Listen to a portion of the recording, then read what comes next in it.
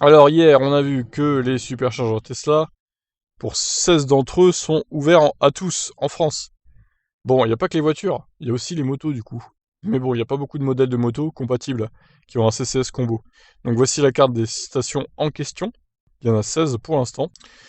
Alors aujourd'hui, seule la Livewire d'Harley-Davidson et les motos électriques de la marque italienne Energica disposent d'une compatibilité avec la charge rapide. Donc elles ont un port CCS combo.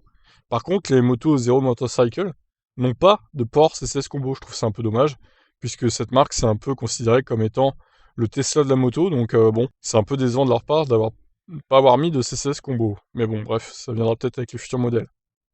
Donc on rappelle, hein, il faut l'application sur son téléphone, créer un compte. Doté d'une nouvelle interface, celle-ci permet aux propriétaires de non Tesla de pouvoir se connecter à l'un des superchargeurs de la marque. Le début de charge est ensuite directement activé via l'application. En matière de coût, les prix des superchargeurs Tesla se révèlent plus abordables que ceux de son concurrent Unity. Le constructeur propose deux formules. Alors c'est pas la minute, contrairement à Unity, c'est au kilowattheure, donc une Spring paiera le même prix qu'une Ioniq 5. Ça va faire rager pas mal de possesseurs de Tesla, je pense, parce qu'on sait que les Spring elles rechargent à 30 kW. Et encore, c'est un pic. Je suis pas sûr que le pic soit atteint. Donc la batterie fait presque 30. Et bah, du coup, elles vont rester au moins 50 minutes scotchées à la borne si elles veulent vraiment refaire le plein. Ce qui est quand même long, surtout en période d'été ou autre, ou de vacances. Alors du coup, sans abonnement 57 centimes par kilowattheure, avec l'abonnement à 13 euros par mois, ça tombe à 40 centimes par kilowattheure.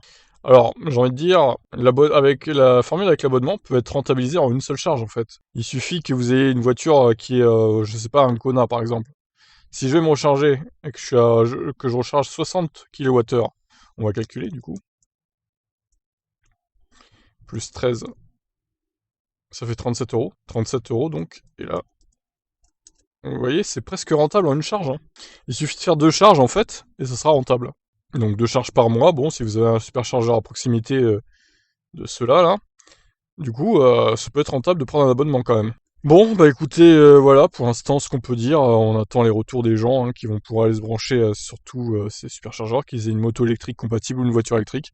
Je sens qu'il va y avoir des histoires quand même. Alors pas sur tous les superchargeurs, mais notamment sur les superchargeurs qui n'ont pas beaucoup de bornes et qui, pendant les vacances, sont assez peuplés. Je sens que ça va foutre la merde. Parce qu'il y a aussi, il n'y a pas que les Français, hein, du coup. Hein. Il y a les gens étrangers aussi, qui pourront se brancher. Par exemple, un Hollandais avec une Ioniq 5, qui pourra aussi se venir, quand il vient en vacances en France, il pourra aussi se mettre un superchargeur.